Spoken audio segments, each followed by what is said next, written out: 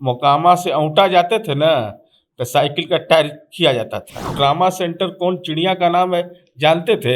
हनुमान चालीसा बगलामुखी नहीं पढ़ना पड़ता है टाल जाने के लिए लोगों को। पहले परशुराम स्थान में लोग प्रणाम करते थे, तब टाल की ओर जाते थे। अपराधियों के घिनौने चंगुल में वहां की राजनीति फंस गई। पूरे बिहार में 3 महीना में अपराध नियंत्रित होगा, मोकामा में तो 7 दिन में नियंत्रित होगा। बड़ा घर है वहां। 3 बजे तक के खलिहानी से हम लोग उठ करके चल आते थे। खेत देखने के लिए भी डर से नहीं जाता था लोग। आज किसी की औकात नहीं है कि टाल में किसान जाएगा और उसके साथ कोई दुर्व्यवहार कर दे। मोकामा का नाजरत अस्पताल जहां आपका जन्म हुआ है, आपकी सरकार आने के 1 साल के बाद बंद हो गया। आज तक उस पर कुछ नहीं हुआ है। टाल में पानी आना तो आवश्यक है, वो अगर नहीं आएगा तो हमारा उत्पादन ही प्रभावित हो जाएगा। नमस्ते, मेरा नाम अमन शर्मा है और आप सफर बिहार देख रहे हैं। बगल में बैठे हैं जदयू के प्रवक्ता हैं, एमएलसी भी हैं, नीरज कुमार मोकामा से आते हैं और पर्सनली मोकामा में घूम घूम कर जिन मुद्दों पर आपको वीडियोस दिखाए हैं उन पर बातचीत करने का आज मौका मिला है। सर, आप मोकामा से आते हैं और मोकामा का सबसे बड़ा समस्या जो पूरे बिहार को पता है, टाल का है। 1,06,000 से ज़्यादा का हेक्टेयर का जो ज़मीन है वो हर साल पानी में डूबता है, जिसकी वजह से वहाँ के किसान का जो आम जीवन है वो प्रभावित हो रहा है। नहीं, टाल में पानी आना तो आवश्यक है, वो अगर नहीं आएगा तो हमारा उत्पादन ही प्रभावित हो जाएगा। टाल में पानी समय से आए और पानी निकल जाए, ये दोनों काम आवश्यक है। इस दिशा में जल संसाधन विभाग ने लगातार काम किया है। आज टाल के इलाके में किसी भी गांव में जाने में, जहां जाने का रास्ता नहीं था, सड़कें नहीं थी, भय का वातावरण रहता था, आज गांव में बिजली भी पहुंच गया है। और टाल का जो गांव है वो टापू नुमा गांव है। वो गांव के बगल में देखिएगा कि जो वहां के रहने वाले लोग हैं वो धान की भी खेती करते हैं। तो जल प्रबंधन के लिए लगातार काम हो रहा है। बलगुद्दड़ गांव जो लखीसराय जिले में है, वहां बड़ा स्लुइस गेट का निर्माण कार्य चल रहा है। तो स्वाभाविक एक समय तो लगेगा इन चीजों पर। और टाल क्षेत्र में राज्य सरकार एक भी पैसा दूसरे का नहीं है। एक एक पैसा माननीय मुख्यमंत्री नीतीश कुमार जी ने राज्य के खजाने से टाल क्षेत्र में जल प्रबंधन के लिए सारा काम कर रहे हैं। और टाल क्षेत्र का जो बनावट है, पहले कोई दिन में जाता था, हमारा घर है वहां, 3 बजे तक के खलिहानी से हम लोग उठ करके चल आते थे। खेत देखने के लिए भी डर से नहीं जाता था लोग। आज किसी की औकात नहीं है कि टाल में किसान जाएगा और उसके साथ कोई दुर्व्यवहार कर दे। तो ये परिवर्तन तो हुआ है, और ये परिवर्तन का लाभ किसको मिला? शांति का लाभ। टाल क्षेत्र में अगर बिजली पहुंच गई, खेत में बिजली पहुंच गया, बहुत अब कम जगह बचे हुए जहां नहीं पहुंचा है, तो जब बिजली पहुंच जाएगा, जब टाल के जल प्रबंधन का 2022 में है, तो उसको बलगुद्दड़ वाली जो स्लुइस गेट है बड़ा है, उससे पानी कब आएगा कब जाएगा, इसके लिए स्लुइस गेट बाजाप्ता और विभिन्न और छोटे छोटे स्लुइस गेट, तो छोटी छोटी नदियां बहुत सारी हैं, उनको मिला करके ये काम हुआ है जो आजादी से लेके अब तक नहीं हुआ था।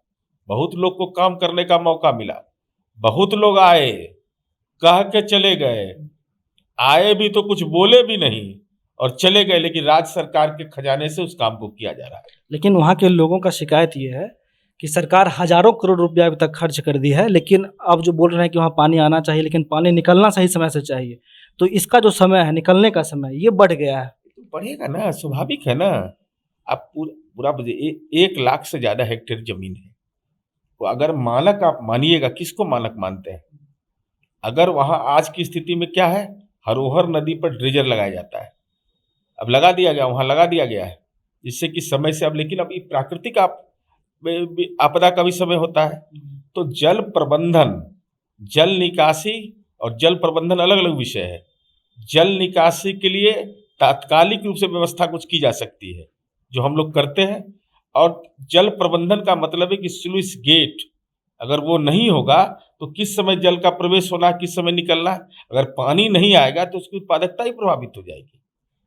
और ये राज्य सरकार अपने खजाने से कर रही है। तो ये एक कार्यक्रम होता है ना, ऐसा थोड़ी है कि हम आज शुरू किए कल काम खत्म हो जाएगा।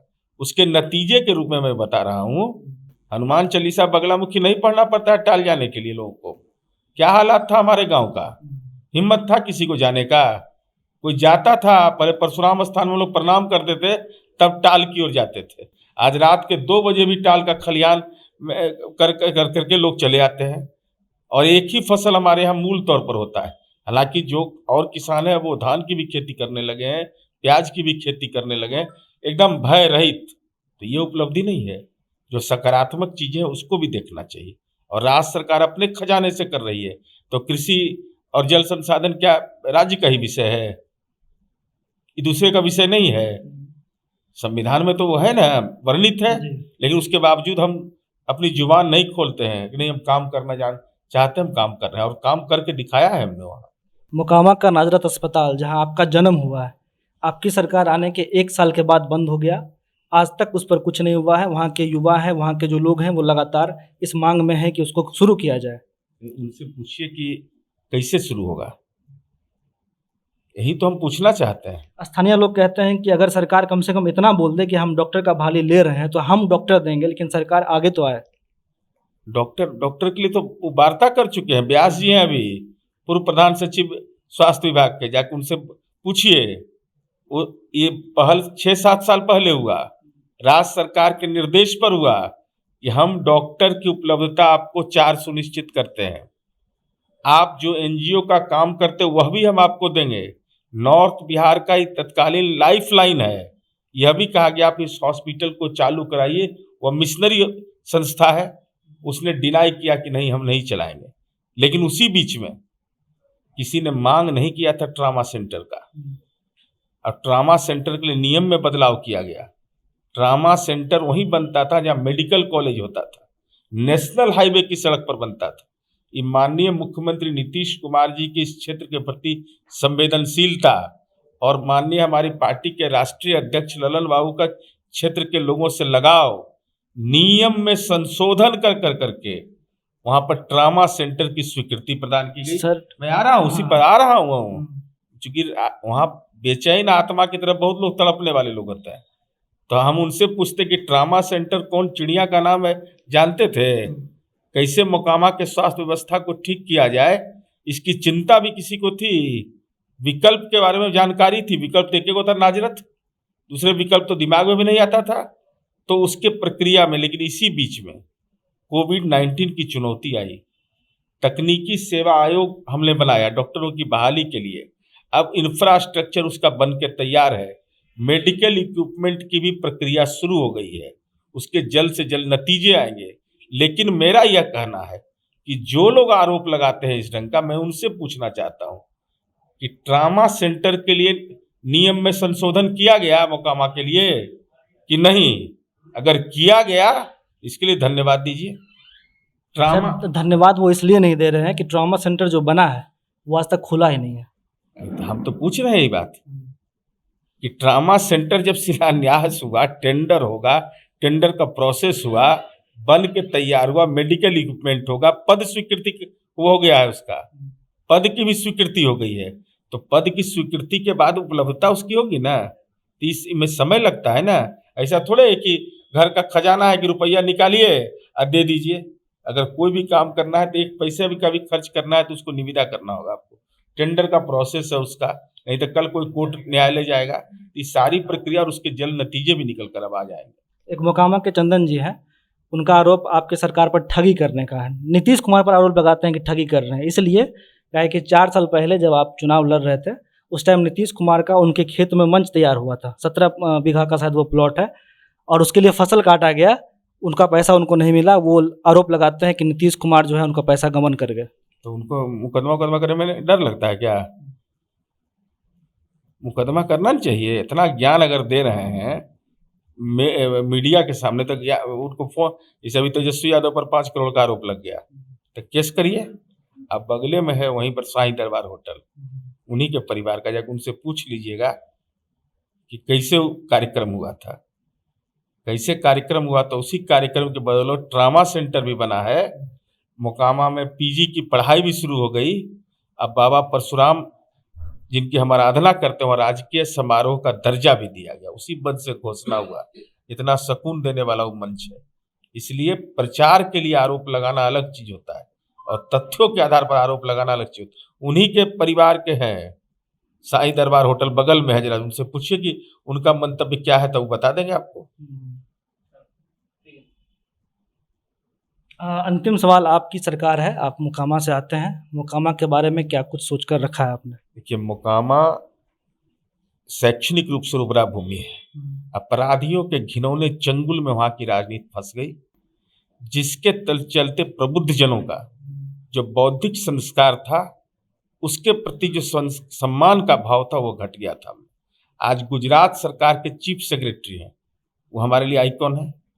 बिहार में डीजीपी जैसा रैंक, जिस पर आनंद शंकर जी की प्रतिबद्धता और देश में कबूल किया ईमानदार नौकरशाहों में उनकी गिनती होती थी। तो जो शैक्षणिक विरासत थी वह कहीं ना कहीं प्रभावित हुआ।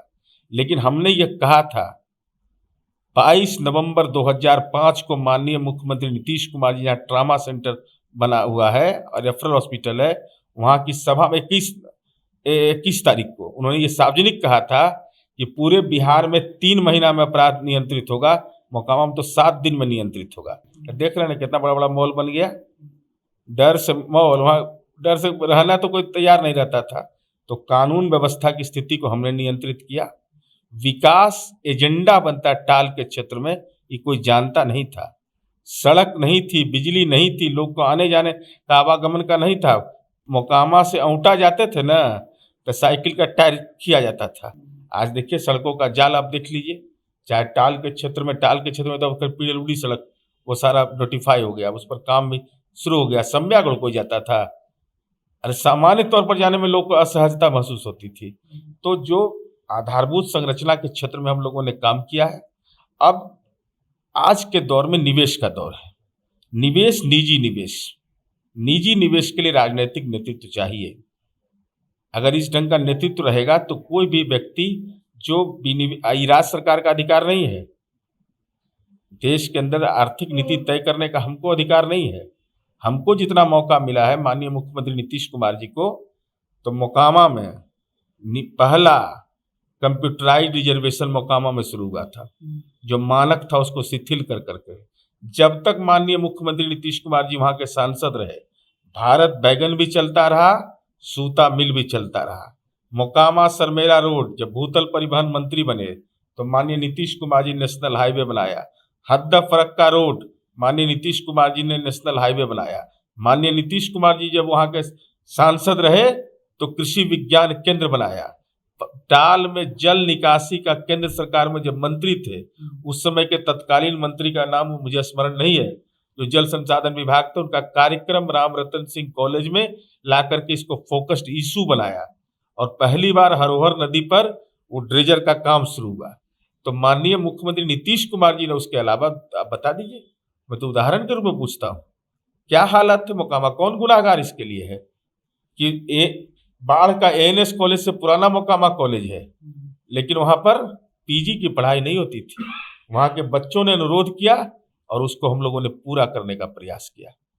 तो हर स्थिति में काम अगर करना है, मॉल बनाने की चिंता रहती है लोगों को, अपने रोजगार की चिंता रहती है, बड़ा बड़ा मकान बना लीजिए। सार्वजनिक जीवन में जो लोग हैं उनका दायित्व तो बनता है कि जो वहाँ के लोग हैं उनको प्रतिबद्ध नौजवानों को, नई पीढ़ी को शैक्षणिक गुणवत्तापूर्ण शिक्षा से उनको लैस करें।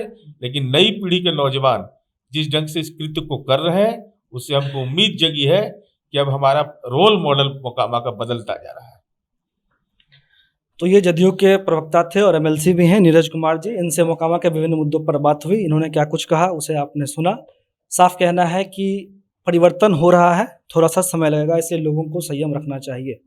सफर बिहार के लिए अमन शर्मा, बहुत बहुत धन्यवाद।